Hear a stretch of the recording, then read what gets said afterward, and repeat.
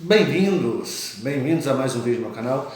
E aí, que tal entender um pouco mais sobre emoções e sentimentos e entender o que eles têm a ver com espiritualidade, porque eles são a linguagem da alma. Vem comigo!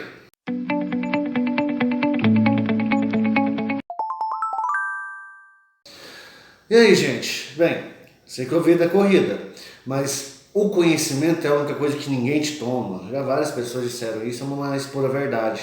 Então, uma forma bem da gente aprender muita coisa, adquirir conhecimento e aprender a aprender, inclusive, é ler bons livros, ter esse hábito de leitura. Pensando nisso, deixei na descrição alguns títulos muito bons que você pode adquirir para crescer o seu conhecimento e crescer também a sua habilidade em leitura e adquirir conhecimento. E outra coisa, sei que é difícil carregar livros pesados para onde quer que vá, mas existem hoje ferramentas como os leitores de e-book que são muito bons para a gente conseguir carregar para onde quiser e fazer leitura onde a gente estiver. Deixei também na descrição aí um ótimo leitor de e-book para você poder adquirir e adquirir conhecimento aonde quer que você esteja. Gente, indo direto ao conhecimento agora que a gente tem para fornecer hoje, nós vamos falar um pouquinho de emoção. Bem, emoção e sentimento é a mesma coisa? Não, não é. Então vamos pensar um pouquinho primeiro nas emoções. Imagine que você está cruzando uma rua, próximo a uma esquina, e de repente um carro vira em alta velocidade indo de encontro a você. Quando isso acontece, seu cérebro dispara várias fagulhas, dá aquele alerta, aquele choque. Bem, o que acontece? O sangue passa mais para correntes, para vasos internos, fica mais longe da pele. Isso acontece pela evolução, para que não seja um sangramento tão intenso em caso de lesão. Acontece o aumento da frequência respiratória, para adquirir mais oxigênio. Existe várias reações involuntárias, inclusive o peristaltismo para de funcionar. O peristaltismo são os movimentos intestinais, o movimento do sistema digestório baixo ali, o intestino para de funcionar e até se comprime para que a musculatura seja capaz de absorver qualquer tipo de trauma. É onde acontece. Pensa bem. Lembra daquela frase, nossa, se eu tivesse bosta teria feito? É mais ou menos assim mesmo. Ai, gente, caguei na roupa de medo, ou caguei de susto. Acontece mesmo, faz parte. Bem, enfim, o que acontece de fato naquele momento? O seu corpo reagiu de várias formas e gerou uma emoção. A emoção foi gerada por uma situação. E qual foi a emoção? Medo. A gente tem medo de muita coisa. Assim como o medo, existem outras situações, existem outras emoções que são geradas em determinadas situações, como por exemplo, quando você vê uma pessoa indefesa sendo agredida, aquilo nos levanta um sentimento, uma emoção, aliás, de raiva. Ou quando, por exemplo, você vê uma pessoa tendo um efeito emético, ou seja, vomitando, levanta uma emoção de nojo. Nojo é também emoção, gente. Ou quando você está assistindo aquele filme romântico em que o boyzinho morre no final, levanta uma emoção de tristeza. E todas essas emoções têm uma relação direta com o nosso corpo físico. Como eu disse lá na hora do medo, houve a parada da peristalse, os vasos sanguíneos periféricos, os mais próximos da pele, se constrangem, impedindo que o sangue chegue a tal forma, quando a pessoa fica pálida. No caso da raiva, a pessoa ruboriza. Para quê? Para que músculos se tornem mais nutridos com oxigênio e com outras substâncias, para que a força aumente. Por exemplo, no caso de um estresse, a briga, e a pessoa fica vermelha, não, lembra? Vermelho de... Nossa, eu tô com raiva demais. Chegou de ferver, saiu fumaça. E no caso até da tristeza mesmo, que é aquela emoção de fatos tristes, quando escorrem lágrimas pelos olhos, lubrificam os olhos, Ou até no caso da alegria, que é quando, por exemplo, surge um sorriso, esboça e todas as musculaturas da face se modificam, se movem de uma forma aleatória, criando um sorriso ou até a gargalhada. Isso tudo é emoção. As emoções também podem se manifestar através de lembranças. Quando, por exemplo, você vê uma foto e de repente você sente aquele frio na barriga, porque é uma pessoa que você não vê há muito tempo, nossa, e bateu a emoção chamada saudade. Saudade, inclusive, é um termo nacional, né, brasileiro, mas que você sente alguma coisa que não consegue explicar. Ou quando você tem aquela memória recorrente de algo, de um mico que você passou, tropeçou, caiu, ajeita o cabelo, levanta, olha para um lado, olha para o outro, nossa, que bom que ninguém viu. Aí na frente alguém olha para você, machucou? Bem, essa é a emoção que a gente pode chamar de vergonha. E todo esse bolo está totalmente relacionado ao nosso cotidiano. Memórias são capazes de trazer emoções do passado de volta ao nosso tempo presente. Sentir raiva do nada, sorrir quando aquela vozinha fala alguma coisa na nossa cabeça. Não sou esquizofrênico, mas eu duvido que quem está vendo o vídeo aí nunca falou sozinho. Bem, e tantas outras coisas que acontecem no nosso cotidiano e que nos remetem e nos trazem emoções à tona. É todo um complexo bioquímico ligado ao mental. Ah, mas peraí. Davidson, esse vídeo não é sobre espiritualidade? Pois é. As emoções se refletem a atitude, a coisas do meio físico e do meio mental interagindo com o corpo. Porém, quando elas são recorrentes e estão, por exemplo, um sentimento bom de sentido, é a paixão, quando duas pessoas estão juntas uma na outra, liberam tantos hormônios que causam alegria, que causam bem-estar, que causam a quebra da dor, você não sente dor, você está bem com aquela pessoa. Paixão, e com o tempo ela se torna um sentimento, que a gente chama de amor. Aí já é um sentimento. Amor, ódio, depressão. Apesar da depressão ser uma doença mental, nós podemos chamar a tristeza crônica algo totalmente oposto à felicidade, que também é um sentimento. Felicidade é duradouro. E esses sentimentos não independem do quadro fisiológico ou do meio e até da mente. Eles existem plenamente quando ela já está entremeada na nossa alma. Então, os sentimentos são a voz, a linguagem da alma e, consequentemente, do espírito. Já que se a gente nesse vídeo passar a considerar o espírito como algo transcendente ao corpo físico e até a minha forma de pensar, ao meu conhecimento, ou a tudo aquilo que eu saiba, ou possa saber, ou ainda vou aprender, só sei que nada sei, diria Sócrates, acabou de Platão. Bem, então é isso. Os sentimentos, sim, estão ligados com a espiritualidade e com a crença de algo maior, porque independe do nosso meio. Vamos lá? Vamos falar um pouquinho de sentimentos agora.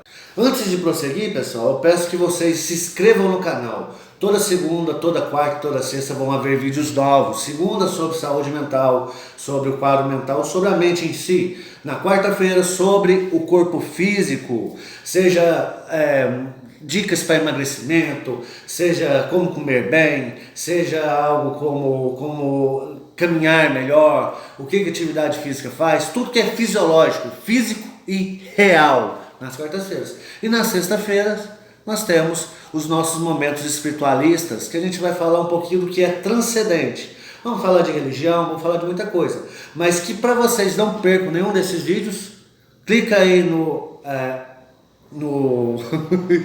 deu branco no termo.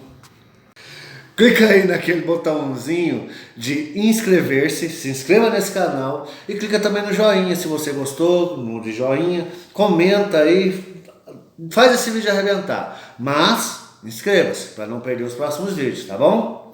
Tamo junto, sentimentos. Bem, pessoal, quando a gente fala de sentimento, nós estamos falando de algo que, como eu já disse, transcende o nosso corpo físico, a nossa fisiologia, as nossas lembranças, o nosso meio onde a gente está inserido. Transcende tudo, está acima disso tudo. Ah, mas como assim?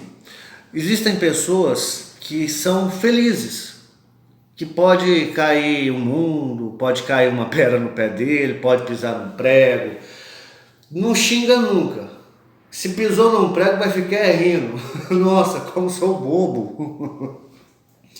Mas é isso que faz toda a diferença, porque os sentimentos em si, eles são muito mais amplos e duradouros. Bem, eles podem acabar? Pode. Há um momento em que a nossa felicidade pode ser corrompida por emoções. Vai deixar de existir? Não, não vai. Mas se essas emoções que forem contrárias, ou no plano hermético polarmente contrárias a essa felicidade, pode ser que acabe mudando. Voltando a falar da questão hermética, nós vamos falar ainda nas sextas-feiras sobre Hermes Trismegisto, mas se é polar, o ódio e o amor estão numa mesma escala. São basicamente as mesmas coisas. Assim como a felicidade e a amargura também estão numa mesma escala. Posso transformar um em outro? Posso, só opostos.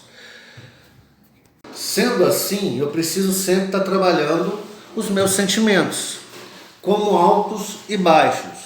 Em vez de eu pegar vertical, vamos inverter essa escala e pegar. O amor poderia ser um sentimento alto. Por quê? Porque me engrandece, porque aproxima as pessoas, exclui o que a gente poderia chamar de a heresia da individualidade. Todos fazemos parte de um só ser universal, todos fazemos parte de algo muito maior e quando juntos somos o nosso sentimento em si. Então, um sentimento baixo é o que une e que nos faz bem.